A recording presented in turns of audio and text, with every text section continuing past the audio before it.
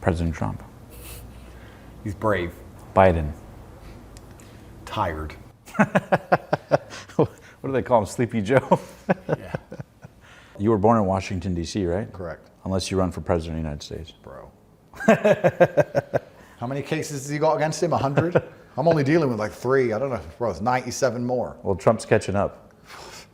I am praying for the West, because if he doesn't win, I think it's the end of America as we know it. In a hypothetical universe, obviously it's totally hypothetical, but if you ran for president, what were the first things? If President Tate was in office, as crazy as that sounds, what would you do? Well, it would be 20 years from now, and I think the world will be a dramatically different place in 20 years.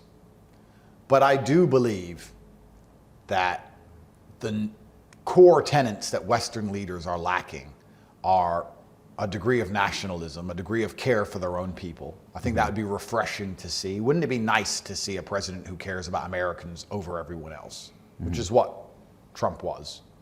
I think nationalism and competence are probably the 2 things that you expect in the leader of a global power like America.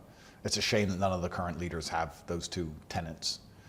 But I think that a prioritization of your own people should be your primary objective in all things. And regardless of how different the world is in 20 years from now, or the geopolitical landscape, my intention would be to serve the people who put me in power.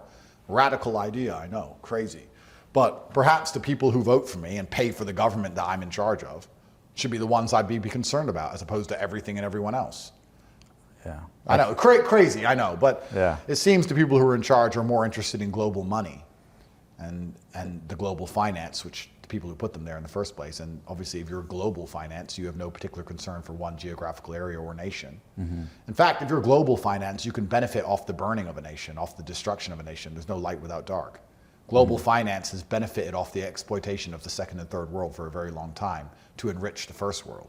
And it can also benefit just as well off the destruction of the first world to enrich other parts of the planet.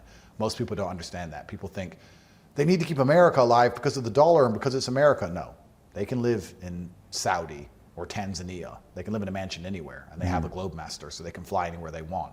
And if America being decimated or destroyed will benefit them and make them forever profit, they have no problem with that, because they are globalist. It's a different attitude. I know what I'm talking about, because I'm as rich as these fuckers, and I'm telling you, you get to a certain point where you can be anywhere, and if your allegiance isn't to a particular land. Let me put it this way. There are very powerful people in the world today who you could say, and they could be American, born American, and you could say to them, you will make forever profit, but America will degrade at a rate of 0.2% every single year for the rest of your human life, but you will make forever profit with your company. And they will say yes. And they'll think, it'll be okay, because all of the crime and all the degradation will hit areas they don't live in cities they don't live in neighborhoods they don't live in, while they're in America, if they're in America at all. And if you compound that across a bunch of people with power, 0.2%, 0.1%, 0.3%, 0.4%, all adds up, and you start to realize why society is being destroyed and why these people don't care, because they don't experience it.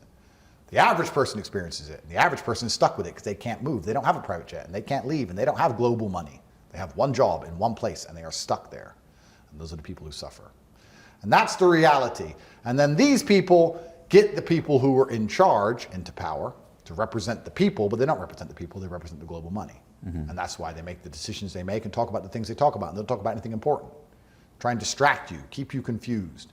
Inflate the currency to zero, but keep us arguing about whether men can get pregnant or not. It's all a clown show, it's all garbage. Andrew points out the truth, destroy him with the legal system. Now we're in a current predicament, our current quagmire. If Andrew walks, he becomes more powerful than ever before. Romania is embarrassed, DCOT is embarrassed, FBI is embarrassed. MSM is embarrassed. BBC said he's a human trafficker. You can't just lose the credibility of the BBC. We need them to lie to people. Oh, but he's innocent. Yeah, but no, he may be innocent, but look at all this mess it causes. Yeah. Isn't it easier just to put him in jail? If it bleeds, it leads, yeah. Well, the reason I ask is because I'm so curious, you talk about beating the matrix, and you have the world on your side, and obviously you got people in power that are not exactly on your side. But I'm curious for you. To interrupt you, sorry. Go ahead. Are the people in power on anyone's side? Does anybody in any country in the West now agree with anything their politicians do? I'm actually asking this question. Every time I see a politician talk, I think, you will not find a single person on the street who agrees with that crap. We don't want to bomb these countries. We don't want to give money to these places. None of these things they're doing, anybody wants us to do. Democracy in action, huh? They're not on my side, they're not on anybody's side.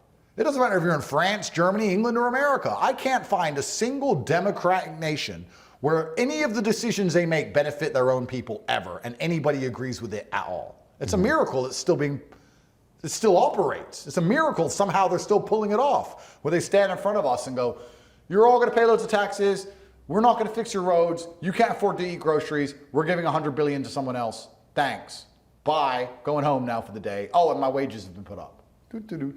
What this clown world? Of course they're against me, they're against everybody. And what do? I tell people to think and be brave. I say, get some balls and think for yourself and say what you think. So that can't be allowed to happen because they don't want to fix the sickness of society because society is sick. Instead, what they want to do is get rid of the person who points it out. And we have all these problems and everyone's pretty much accepting it. But when this guy reminds them, it causes an issue. We're not going to fix the problems. Get rid of him. That's why I have to go. So sorry to interrupt you, but the people in charge don't agree with anything I say. The people in power, you're right, but they don't agree with any normal person's point of view. They don't give a shit about any of us. When's the last time you've seen any of the people in power talk about inflation, talk about the fact that the border crisis, the border's not closed, talk about rampant crime, talk about the educational system being under attack? No, what do they talk about instead? LGBT, the climate, crap no one cares about. No one cares about this crap. All they talk about is the crap no one cares about because that's the people who put them in power, those with the money who are trying to purport these garbage agendas. And all the things you do care about, you're not allowed to mention. If you mention them on a podcast like this, you're going to end up in a jail cell. Take me to fucking jail then. Top G. Take me to jail. I don't know what the delay is. Let's go. Let's just do it. Yeah. So, but again, I keep kind of harping on that, but it's like I'm so curious how, or maybe you don't even think of it that way in terms of how you see you coming out the other side with the heat waned off, or do you think do you think that's a possibility, or do you think it's going to be like a fight till the death? I think as this war ends, another one will begin. I think that life just morphs from one war to the next. Even if you think about the average person's life, they think, I'll be happy once I just get over this one thing, or I'll be happy once this is done, or I'll be happy once I bought this, and it never works out like that. As this war ends, another war will begin. Life is constant and never-ending war. You can either try your very best to have an easy life and be an unimportant nobody, or you can get very good at having a hard life and at least matter as you suffer through the human experience.